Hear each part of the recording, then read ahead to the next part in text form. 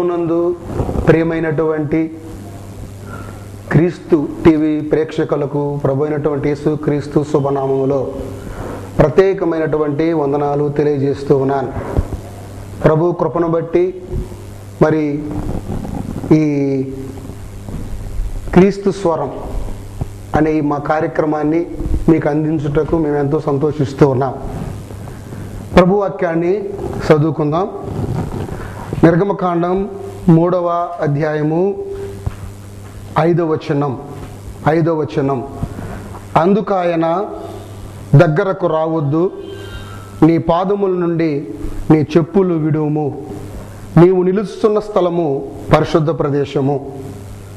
చిన్న ప్రార్థన చేసుకుందాం. పరిశుద్ధుడైన దేవా, జీవము కలిగిన మా తండ్రి, స్తోత్రార్హుడైన మా ప్రభువానికి వందనాలు. ప్రభువా, ఈ సాయంకాల ఈ రాత్రికాల వేళలో ప్రభువా మీ పాద సన్నిధిని ప్రభువా మేము కలిగి ఉండి నిన్ను ఆరాధించుటకు, నిన్ను స్తుతించుటకు ప్రభువా నీ స్థలములో నిలవబడి ఉన్నాను. మాతో మా అందరితో మీరు మాట్లాడమని ప్రభు అయినటువంటి యేసుక్రీస్తు పరిశుద్ధ నామములో అడిగి వేడుకుంటున్నాము తండ్రి, ఆమేన్. ప్రభునందు ప్రియమైన దేవుని బిడ్డలారా, ఈ సాయంకాల వేళలో దేవుని వాక్యం మనం చూస్తే నిర్గమకాండం 3వ అధ్యాయము 5వ వచనంలో ఒక మాట, శ్రేష్టమైన మాట వ్రాయబడి ఉంది. ఈ మాట చదువుకుందాం. అందుకాయన దగ్గరకు రావద్దు, నీ పాదముల నుండి నీ చెప్పులు విడుము, నీవు నిలిచి ఉన్న స్థలము పరిశుద్ధ ప్రదేశము. ఇక్కడ 3 విషయాలు మనకు కనపడుతున్నాయి. గమనిస్తే, నా దగ్గరకు రావద్దు, రెండవది చెప్పులు విడుము, మూడవది ఇది పరిశుద్ధ ప్రదేశము. ప్రియమైనటువంటి ప్రియ సంఘమ, ఈ టీవీ ముందు కూర్చొని దేవుని వాక్యాన్ని వింటున్నటువంటి ప్రేక్షక లోకమా, ఈ సాయంకాల సమయంలో నేను జ్ఞాపకం చేస్తున్నటువంటి విషయం ఏంటంటే పాదరక్షలు. నా అంశ భాగాన్ని మీరు చాలా జాగ్రత్తగా ఆలోచించండి. పాదరక్షలు గమనిస్తే, మోసే దేవునితో ఎన్నుకొనబడిన తర్వాత మోసే ఆయా ప్రాంతాలను తిరుగుతూ లోకరీతిగా, శరీరానుసారంగా, లోక ఉద్దేశాల ప్రకారంగా నానా ఉద్దేశాలను అతడు కడుపులో లేకపోతే అతని యొక్క ఉద్దేశములు పెట్టుకొని దేవునికి దూరంగా తిరుగుతున్నటువంటి పరిస్థితులు. ఆ పరిస్థితుల్లో దేవుడైన యెహోవా అతన్ని మరి వెంటాడుతూ ఉన్నాడు. ఇశ్రాయేలు సంఘం ఐగుప్తు దేశంలో మొరపెడుతుంది. నా మొదటి దేవుని స్వరం అనే ఆ అంశంలో కొన్ని విషయాలు చరిత్రపూర్వకంగా మీకు నేను తెలియజేయడం జరిగింది. అయితే ఇక్కడ మోసేను దేవుడు మరి ఇశ్రాయేలు సంఘం వద్దకు తీసుకొస్తూ ఉన్నాడు. ఇశ్రాయేలు సంఘం ఏం చేస్తుందంటే దేవుణ్ణి మొరపెడుతుంది. దేవుణ్ణి ఎందుకు మొరపెడుతున్నారంటే, వారు ఇటుకలో మట్టి తొక్కుకొని లోక సంబంధమైనటువంటి మరి జీవితాలు అన్నీ కూడా కలిగి ఉండి, ఆ లోక సంబంధం నుండి, ఫరో యొక్క బానిసత్వాన్ని నుండి వారు విడిపించబడటానికి దేవునిని వారు కోరుకున్నట్టుగా చూస్తాం. దేవుణ్ణి ఎప్పుడైతే ఇశ్రాయేలు సంఘం ప్రార్థన చేస్తుందో, ఆ ప్రార్థన విషయాలను బట్టి చూస్తే దేవుడు ఇశ్రాయేలు సంఘం మొర్ర విన్నాడు. ఇశ్రాయేలీలు దేవునితో మరి వారు నడవాలని ఆశ కలిగి, ఇశ్రాయేలు ప్రజలు దేవునిలో కలిగి ఉండాలని ఆశ కలిగి, ప్రభువా ఈ బానిసత్వాన్ని మమ్మల్ని విడిపించండి, మమ్మల్ని ఒక ప్రత్యేకమైనటువంటి ఒక ఉద్దేశం ప్రకారం నీ రాజ్యాంగం మమ్మల్ని చేర్చండి అని ప్రార్థన చేసిందని బట్టి మోసేను దేవుడు ఈ లోకాన్ని తీసుకొచ్చాడు. మోసే ఈ విధంగా అతడు పుట్టి పెరిగి ఒక దేవునికి దూరమైనటువంటి పరిస్థితుల మధ్య జీవిస్తున్నటువంటి సమయం అది. దేవునికి దూరమై జీవిస్తున్న సమయంలో దేవుడు నిజంగా అతన్ని ఎన్నుకున్నాడు కాబట్టి ఇతడు హోరేబు దగ్గరికి వస్తాడు. హోరేబు ఆ స్థలం తొక్కగానే, హోరేబు అనే ఆ ప్రాంతానికి రాగానే దేవుని స్వరం అక్కడ వినపడింది. దేవుని స్వరము వినపడ్డప్పుడు అప్పుడు మోసే ఆ స్థలాన్ని చూడాలని అదిగో ఆ పొద దర్శనం దగ్గరికి రావటం ఆయన ఆ దగ్గరకు వచ్చి ఇదేంటి ఈ పరిస్థితి ఏంటని చెప్పి అతడు గమనించడం చూస్తుంటే ఆ సందర్భంలో దేవుడు ఆయన అన్నాడు నా దగ్గరకు రావద్దు. ఎందుకు దేవుడు మోసేను నా దగ్గరకు రావద్దు అన్నాడంటే, మోసే జీవితం అంతా కూడా ఈ లోక సంబంధమైన జీవితంగా కనపడింది. మోసే పరిస్థితులన్నీ కూడా అతడు లోకానుసారంగా ప్రవర్తించినట్టుగా చూస్తున్నాం. మోసే దేవుడికి దూరం అయిపోతున్నట్టు పరిస్థితులు అక్కడ కనపడుతున్నాయి. మోసేలో రకరకాలైన ఆలోచనలు ఉన్నాయి. మోసేలో రకరకాలైనటువంటి ఉద్దేశాలు అక్కడ కనపడింది. కాబట్టే దేవునికి అది దగ్గరగా రాలేక దేవునికి దూరమై ఫరో కుమార్తె ఇంట్లో శరీర సంబంధమైన జీవితాన్ని జీవిస్తూ, శరీర సంబంధమైన ఆహారాన్ని భుజిస్తూ, శరీర సంబంధమైనటువంటి లోక సంబంధమైనటువంటి ఆశలు కలిగి ఉండి, శరీర సంబంధమైనటువంటి మరి ఒక ఆరోగ్య విషయంలో కూడా అతడు శరీర సంబంధంగానే ముందుకు వెళ్ళి ఆ లోక సంబంధమైనటువంటి జీవితాన్ని జీవిస్తున్నాడు. అలాంటప్పుడు అదుగు దేవుడినికున్న పరిస్థితులు వేరు, దేవుడు అతన్ని తీసుకురావాలన్న పరిస్థితులు వేరు, దేవుడు అతన్ని మరి అక్కడ నిలబెట్టాలన్న పరిస్థితులు వేరు. అలాంటి పరిస్థితుల్లో 40 సంవత్సరాలు తన జీవితాన్ని పోగొట్టుకున్నాడు ఫరో కుమార్ దగ్గర.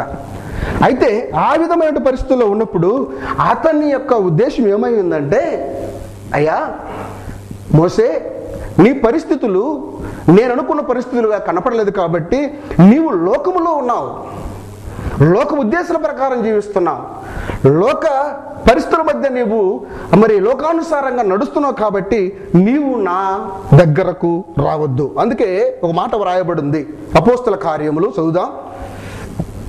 అపోస్తల కార్యములు 8వ అధ్యాయము 21-22 వచనాలు. అపోస్తల కార్యములు 8వ అధ్యాయము 21-22 వచనాలు.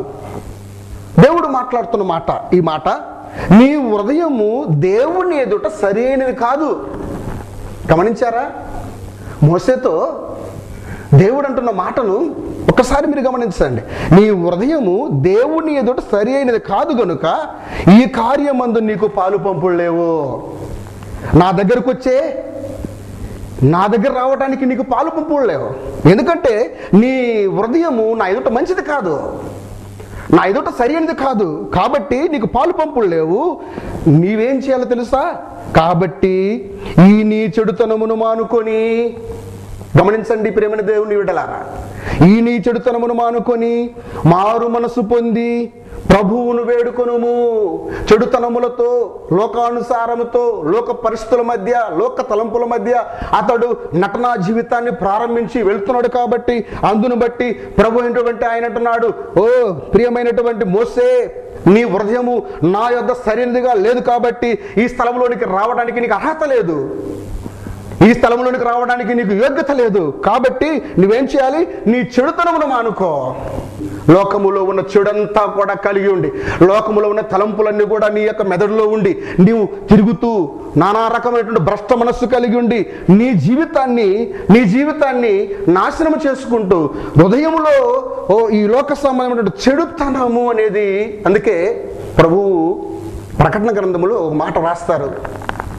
ఎవరు రాస్తాడంటే, హృదయము అది దేవుని ఆలయం అంటూ తలుపు నొద్ద నిలువబడి తట్టుచున్నాను. తలుపు నొద్ద నిలువబడి తట్టుచున్నాను. ఎందుకు తడుతున్నాడండి? దేవుడికి నిజంగా మానవుని హృదయము దగ్గర నిలువబడి తట్టే పరిస్థితి మానవ లోకము ఏర్పాటు చేశారు.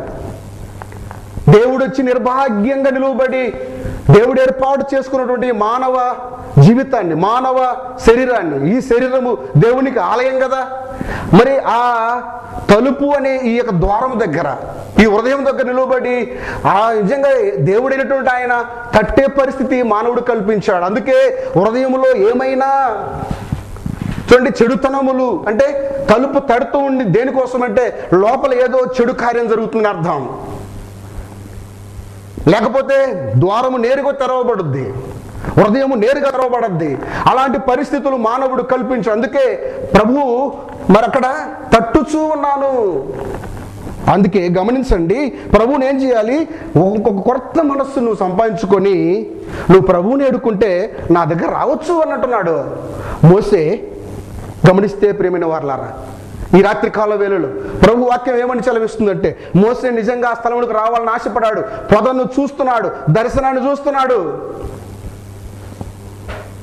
దేవుని స్వరం అనే అంశంలో నేను మాట్లాడాను. పొద దర్శనములో గొప్ప ఒక వెలుగు ప్రకాశిస్తూ ఉంది, లేకపోతే అగ్ని ప్రకాశిస్తుంది, అగ్ని మండుచున్నది, పొద కాలిపోలేదు. ఇశ్రాయేలు సంఘం ప్రార్థనా ప్రభావంతో ప్రార్థన చేస్తున్న సమయం ఇది. ఆ ప్రార్థన దేవుడు విన్నాడు కాబట్టి మోసేను లాక్కొచ్చి ఆ సమయంలో, అయ్యా ఈ నీ పాపాలన్నీ ఒప్పుకొని నా దగ్గరికి రా అన్నాడు. రెండవ విషయం చూద్దాం. అదే 3వ అధ్యాయము 5వ వచనములో, నీ పాదముల నుండి చెప్పులు విడుము. రెండవ పాయింట్, నీ పాదముల నుండి చెప్పులు విడుము. చెప్పులు అంటే ప్రియమైన వారిలో గమనించండి, చెప్పులు అంటే పాదరక్షలు. పాదరక్షలు అంటే పాపేచ్ఛలు. పాపేచ్ఛలు అంటే పాపములు.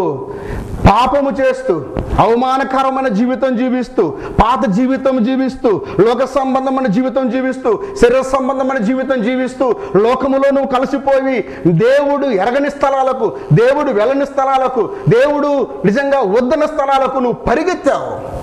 నీ పాపపు నడకలు దేవునికి మంచివి కావు. నీ పాపపు నడకలు లోకమునకు అవి మంచివిగా ఉన్నాయి కాబట్టి ఈ పాదములకు, నీ పాదములు లోకానుసారమైనటువంటి జీవితాన్ని, లోకములో ఉన్నటువంటి దేవుని ఎరగని ప్రదేశాలకు వెళ్ళి తిరిగి తిరిగి తిరిగి భ్రష్టు కలిగినటువంటి పాదములుగా ఉన్నాయి కాబట్టి ప్రభువారు అంటున్నారు, ప్రియమైన దేవుని బిడ్డలారా, నీవు నీ చెప్పులు విడుము.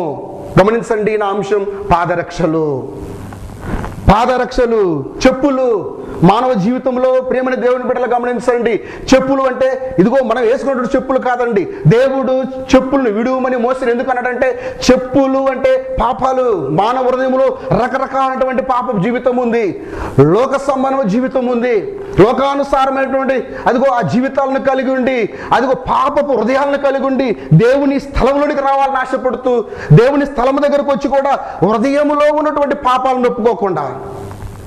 అందుకే ప్రభు వాక్యం ఉంది, పాపములు ఒప్పుకొనక పోతే పరిశుద్ధులు కారు. దేవుడు నిజంగా మోసేను పరిశుద్ధమైన స్థలంలోనికి, నిజంగా మోసేను పరిశుద్ధుడిగా తయారు చేయడం కోసం అంటున్నాడు, నీ చెప్పులు విడువుము, నీ యొక్క పాదరక్షలు విడువుము. నీవు నా దగ్గరకు రావడానికి పాదాలు లేకపోతే నీ పాదాలు పాపపు నడకతో ఉన్నటువంటి పాదాలుగా ఉన్నాయి, పాపపు చెప్పులతో కూడినటువంటి పాపాలుగా ఉన్నాయి కాబట్టి వాటిని వదలందే నీవు ఈ స్థలంలోకి రావడానికి వీలు లేదు. అందుకే కీర్తనకారుడు అంటాడు 34వ వచనం, కీర్తన 34వ అధ్యాయము 14వ వచనము, కీడు చేయటమాని మేలు చేయుము. గమనించండి ప్రియమైన దేవుని బిడ్డలారా, ఏం చేయాలి? కీడు అనేది చేయకూడదు. దేవుని ఎరిగిన వాడు కీడు చేయటానికి వీల్లేదు. దేవుని స్థలంలోనికి వచ్చిన వాడు కీడు చేయడానికి వీల్లేదు. ఇతడు ఐగుప్తీయుని హత్య చేశాడు. ఫరో కుమార్తె ఇంట్లో ఉన్నప్పుడు ఐగుప్తీయుడు హెబ్రీయుని కొట్టినప్పుడు ఐగుప్తుని అతడు మోసే వెళ్ళి ఏం చేసి తెలుసా, చంపేసి ఇసుకలో పాతిపెట్టి ఎరగనట్టుగానే అతడు పారిపోయినట్టుగా చూస్తాం.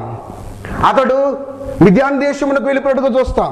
అందును బట్టే ప్రభు అంటున్నారు ఇక్కడ, నీవు నీ పాదము నుండి చెప్పులు విడుము. అంటే హత్యలు చేసే ఘోరమైనటువంటి హత్యలు చేసే పరిస్థితుల మధ్య నువ్వు ఉన్నావు, నీవు పారిపోయే స్థితిలో నువ్వు ఉన్నావు, దేవునికి దగ్గరకు రాకుండా వెళ్ళిపోయే పరిస్థితులు ఉన్నాయి కాబట్టి నువ్వేం చేయాలంటే పాపాలు వదులుకోవాలి, పాపాలు విసర్జించాలి. ప్రియమైనటువంటి ప్రియ దేవుని సంఘమా, ఆయా సంఘలారా, క్రీస్తు టీవీ ప్రేక్షకులారా గమనించండి, ఈ రాత్రికాల సమయంలో మోసేను దేవుడు మొదటిగా ఏమంటే, నీవు నా వద్దకు రావద్దు. రెండవదిగా నీ పాదము నుండి చెప్పులు విడువుము. లోక సాంప్రదాయాలు కలిగినటువంటి చెప్పులను విడవాలి, శరీర సంబంధమైనటువంటి చెప్పులను విడవాలి. రకరకాలైనటువంటి ఆలోచన కలిగినటువంటి మాటలు, లోక సాంప్రదాయ లోక ఉద్దేశాలు కలిగిన మాటలోనే చెప్పులు వదలాలి. నీ మురికిని ఒక మాట చెప్పాలంటే, నీ మురికి కలిగినటువంటి ఆ ఉద్దేశాన్ని, నీ శరీరాన్ని వదులుకొని నా వద్దకు రావాలి. నా వద్దకు వచ్చేవారు పరిశుద్ధులై ఉండాలి కాబట్టి నీవు నీ పాదము నుండి చెప్పులు వదిలిపెట్టి నువ్వు నా వద్దకు వస్తే నేను ఒక ప్రత్యేకమైనటువంటి వాడవుగానే ఎన్నుకుంటానయ్యా మోషే అని చెప్పినప్పుడు అతడు ఇంకొక అడుగు ముందుకు వేసినట్టుగా చూస్తాం. మూడో విషయం గమనిద్దాం. అదే 3వ అధ్యాయం 5వ వచనములో, నీవు నిలిచి ఉన్న స్థలం పరిశుద్ధ ప్రదేశము. నీవు నిలిచి ఉన్న స్థలము పరిశుద్ధ ప్రదేశము. పరిశుద్ధుడైన దేవుడు నివసిస్తున్న స్థలం పరిశుద్ధ ప్రదేశము. ఆ పరిశుద్ధ ప్రదేశములో పాపం ఉండదు, రోగం ఉండదు, శాపం ఉండదు, లోక సాంప్రదాయాలు కలిగినటువంటి శరీర సంబంధమైన జీవితం ఉండదు. అక్కడ ఆత్మలు పరిశుద్ధుడు పరిశుద్ధుడు పరిశుద్ధుడని అల్లాడుతూ ఉన్నటువంటి ఆత్మలు కనపడతాయి. దేవుని దూతలు ఆయన పొగుడుతూ ఉన్నటువంటి పరిస్థితులు అక్కడ కనపడతాయి. కాబట్టి అలాంటి మంచి పరిశుద్ధ స్థలములోనికి నీవు వెళ్ళాలి, పరిశుద్ధమైన ప్రదేశంలోకి రావాలని కోరుకుంటున్నావు. కాబట్టి ప్రియమైనటువంటి వారలారా, చాలా జాగ్రత్తగా ఆలోచించండి. మోసే పరిశుద్ధ ప్రదేశంలో అడుగు పెట్టాలని ప్రయత్నం చేస్తున్నాడు కాబట్టి ఇది పరిశుద్ధ ప్రదేశం అంటున్నాడు. అందుకే ఒక మాట అన్నాడు. 1వ కొరింథీయులకు రాసిన పత్రిక చూద్దాం, ఆ మాట ఒకసారి చదువుదాం. 3వ అధ్యాయము 16వ వచనం 17వ వచనం.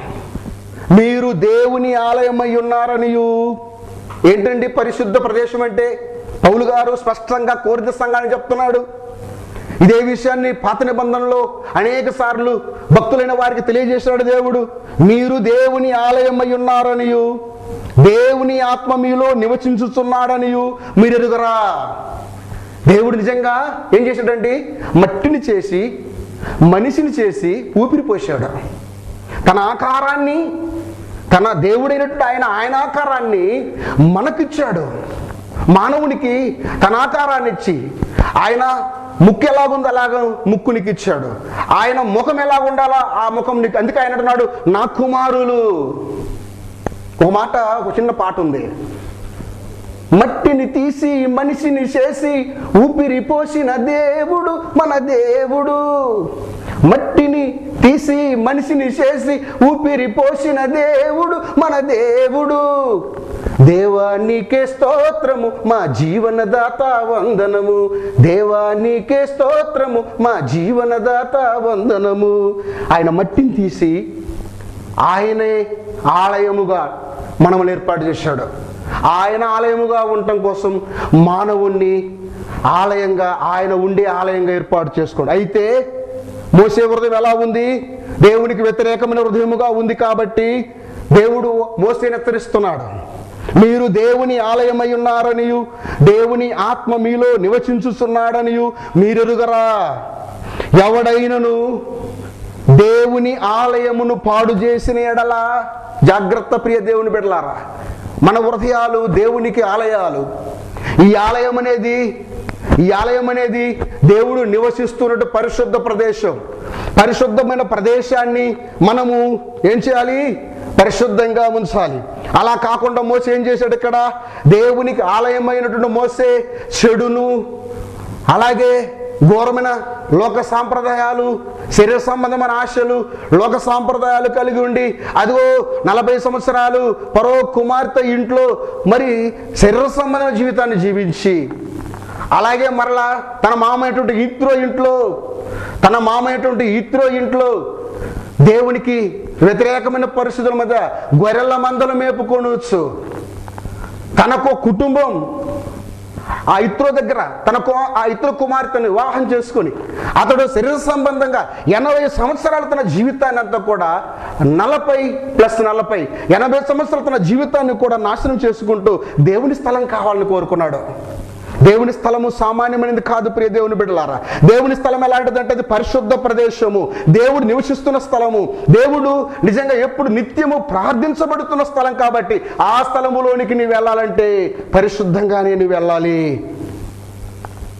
దేవుని ఆత్మ మీలో నివసించున్నాడని మీరు ఎదుగురా. ఎవడైనా దేవుని ఆలయమును పాడు చేసిన ఎడల దేవుడు వాడిని పాడు చేయును. దేవుని ఆలయమైన నీవు పాడు చేయబడకూడదు. నీ హృదయాన్ని నువ్వే పాడు చేసుకోకూడదు. నీ హృదయం దేవునికి ఆలయం కాబట్టి దేవుడు నువ్వు పాడు చేస్తున్నటువంటి ఆ ఆలయాన్ని చూస్తూ హృదయంలోనికి నిజంగా వెలరాని వెళుతున్నాయి ప్రియమైన దేవుని బిడ్డలారా. నోరును మంచిని ప్రోత్సహించము, నువ్వు మంచిని తినమని దేవుడు ప్రోత్సహిస్తే, మంచి కాదు కానీ సారా, సిగరెట్, గుట్కాలు, లోక సంబంధమైన అన్ని కూడా కలిగి ఉండి పరిశుద్ధ స్థలమైనటువంటి ఆ హృదయములోనికి పంపిస్తూ లోకములో అనేకమైన రోగాలు, అనేకమైన ఘోరమైనటువంటి శాపాలు, పాపాలు కలిగి ఉండి దేవుని ఒక్కరోజు ప్రార్థిస్తే చాలు, ఒకరోజు మందిరికి వెళ్ళిపోతే చాలు అన్నట్టుగా లోకంలో జీవిస్తున్నటువంటి ప్రజలు ఉన్నారు. అలాంటి ప్రజలకు ప్రియమైన వాళ్ళ గమనించండి. నేను తెలియజేసేది ఏంటంటే గమనించండి, దేవుడు నీ హృదయాన్ని పరిశుద్ధాలయముగా చేసుకున్నాడు. పరిశుద్ధాలయముగా దేవుడు చేసుకున్నాడు కాబట్టి నీవు దాన్ని పాడు చేయకూడదు. అయితే పాడు చేస్తే గమనించండి, దేవుడు అంటున్నాడు, నీవు ఆ హృదయాన్ని పాడు చేస్తే దేవుడంట నీ ఆలయాలను కూడా పాడు చేస్తానన్నాడు. అవే రోగాలు, అవే ఘోరాలు, అవే శాపాల మధ్య ప్రియమైన దేవుని బిడ్డలు నశించిపోతూ దేవునికి అందక, దేవుని రాజ్యం చేరక, దేవుని తలంపుల మధ్య ఉండక దేవునికి వ్యతిరేకమైన కార్యకలాపాల్లో చాలా మంది నశించిపోతున్నటువంటి వారు ఉన్నారు. అందుకే నశించిపోతున్న ఆత్మలకు నేను చెప్పేది ఏంటంటే పరిశుద్ధ స్థలంలోకి రావాలి. మోసే నశించిపోవడం దేవునికి ఇష్టం లేదు కాబట్టి ఇవన్నీ చెప్తున్నాడు. నీ ఆలయమును, నీ హృదయముని ఆలయమును జాగ్రత్త చేసుకొని ముందుకు రా, నడువు అంటున్నాడు. ఓ మాట అన్నాడు యెహోషువ గ్రంథం 5వ అధ్యాయము 15వ వచనములో దేవుడైనటువంటి యెహోవా, సైన్యములకు అధిపతిని యెహోవా అంటున్న మాట ఏంటంటే, నీవు నిలిచి ఉన్న ప్రదేశము పరిశుద్ధమైనది. యెహోషువకు దేవుడు చెప్తున్న మాట ఏంటంటే, నీవు నిలిచినటువంటి ప్రదేశము పరిశుద్ధమైనది. అందుకే ఏం చేయాలి? నీ పాదరక్షలు తీసివేయుమని యెహోషువతో చెప్పగా యెహోషువ అలాగు చేసెను. ప్రియమైన దేవుని బిడ్డలారా, యెహోషువ యుద్ధ భూమిలో నిలవబడ్డప్పుడు అతనికి వ్యతిరేకమైన పక్షంగా యుద్ధ వీరులు అనేక మంది కనపడ్డారు. అయితే అవతల ఉన్నటువంటి యుద్ధ వీరులు ఇతని యొక్క యుద్ధ వీరుల కంటే ఎక్కువ మంది అక్కడ ఉన్నట్టుగా చూస్తాను. అనేక మంది బలగం అక్కడ ఉంది దీన్ని ఎదుర్కోవటానికి. మోసే దగ్గర చిన్న బలగం ఉంది. అందుకే మోసే ఎవరి దగ్గరికి వెళ్తున్నాడు? దేవుని దగ్గరికి వెళ్ళిపోతున్నాడు. దేవా, ఇక్కడ యెహోషువ ఎవరి దగ్గరికి వెళ్ళిపోతున్నాడు? దేవుని దగ్గరికి వెళ్ళిపోతున్నాడు. యెహోషువ ప్రభు దగ్గరికి వెళ్ళిపోయి, ప్రభువా, సైన్యములకు అధిపతి యెహోవా, అయ్యా నేనేం చేయాలి ఇప్పుడు? నాకు వ్యతిరేకమైన పక్షములో యుద్ధ వీరులు యుద్ధము చేయడానికి చాలా మంది కనపడుతున్నారు, చాలా మంది అక్కడ ఉన్నారు. కాబట్టి వారికి నేను వెళ్ళి మీ సంపదనకి నా దగ్గర తగు సైన్యం లేదు.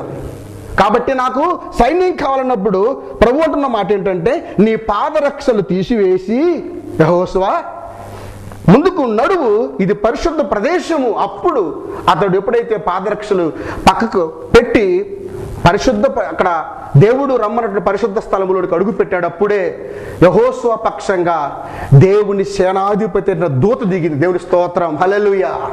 దేవుని దూత దిగి యెహోషువ పక్షంగా యుద్ధం చేసి యెహోషువని గెలిపించిన పరిస్థితులు నిజంగా పాదము నుండి పాదరక్షలు తీసివేసిన తర్వాత జరిగింది. ప్రియమైనటువంటి వారలారా, నా ప్రియమైనటువంటి ప్రేక్షక లోకమా, చాలా జాగ్రత్తగా ఆలోచించండి. దేవుని దగ్గరికి నువ్వు రావాలి అంటే నీ హృదయములో ఉన్న కుళ్ళు, వ్యసనము, జూదము, లోక సంబంధమైన ఆశలన్నీ వదులుకొని రావాలి.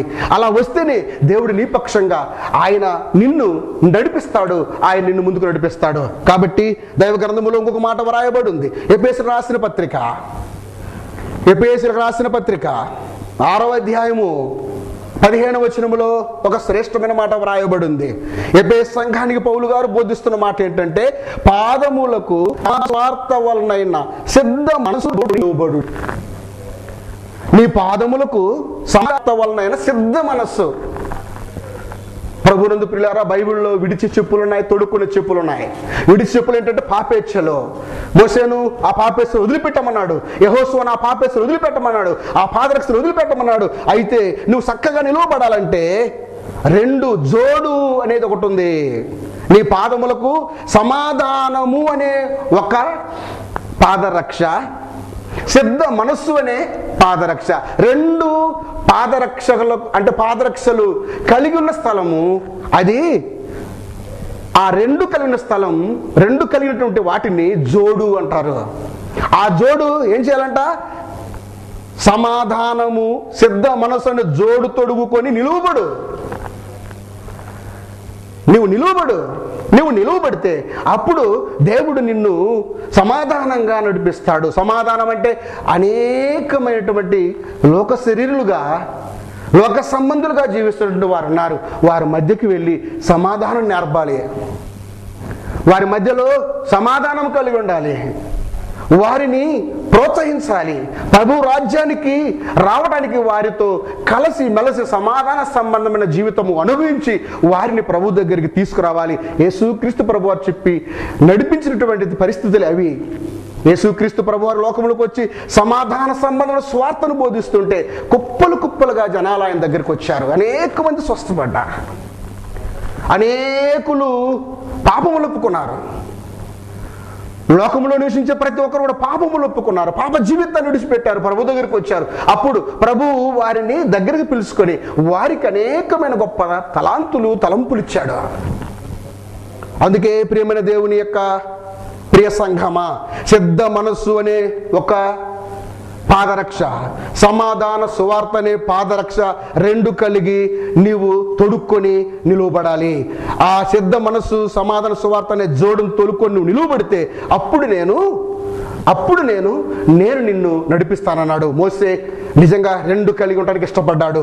అయితే నిర్గమకాండంలో ఒక మాట వ్రాయబడి ఉంది. 12వ అధ్యాయం 11వ వచనములో, మీ నడుములు కట్టుకొని చెప్పులు తొడుగుకొని, గమనించండి, 12వ అధ్యాయము 11వ వచనం నిర్గమకాండం, మీ నడుములు కట్టుకొని చెప్పులు తొడుగుకొని మీ కర్రలు చేత పట్టుకొని అన్నాడు.